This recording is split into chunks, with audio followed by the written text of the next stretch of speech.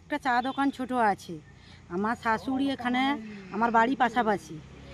আওয়াজ পেয়ে আমার শাশুড়ি ভাবছে আমার চা দোকান ভাঙছি। আমাকে যে ডাকে রাত 12টা বাজে, তখন ডাকতো না। আমরা যখন বেরিয়ে আসি, দুজন বাইকে ছিল, একজনের মানে দুজনের মুখে পুরো কালো কাপড় বাঁধা, আর পিছনে বন্দুক ছিল, ধারালো অস্ত্র হাতে ছিল। ওরা করে, আমরা যখন আসি আমরা তো জানি না, আমরা ভাবছি দোকান ভাঙছে। এই দেখে আমরা চলে আসি, আমাদেরকে দেখে ওরা মহেশপুরের দিকে চলে যায়। পরের দিন সকালে যখন এসে দেখি ওখানে একটা বোম পড়েছে, পুলিশ আছে, পুলিশ আছে, তুলে নিয়ে গেছে। কি বুঝছেন কেন বোমটা রাখলো এখানে? কিছুদিন আগে আমাদের ওপর হামলা হয়েছিল, কাঞ্চননগরে ভোট ছিল, আমরা গিয়েছিলাম ওখানে। আমাদের এখানে মামুনিদির ওপর হামলা হয়েছিল, আমাদের ওপরেও হামলা হয়েছিল, যার জন্য আবার মামুনিদিকে আক্রমণ করার জন্য এইখানে দুষ্কৃতীরা এসে আবার হামলা করছে। এই কারা কারা করছে বলে মনে করছেন? তৃণমূলের দুষ্কৃতীরা।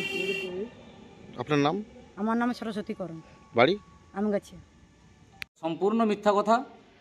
আপনারা জানেন, গত কয়েকদিন আগে গোকুলনগর গ্রাম পঞ্চায়েতের অধীন বৃন্দাবন চকে আমাদের তৃণমূল কংগ্রেসের কর্মীকে বিজেপি আশ্রিত দুষ্কৃতীরা খুন করেছে।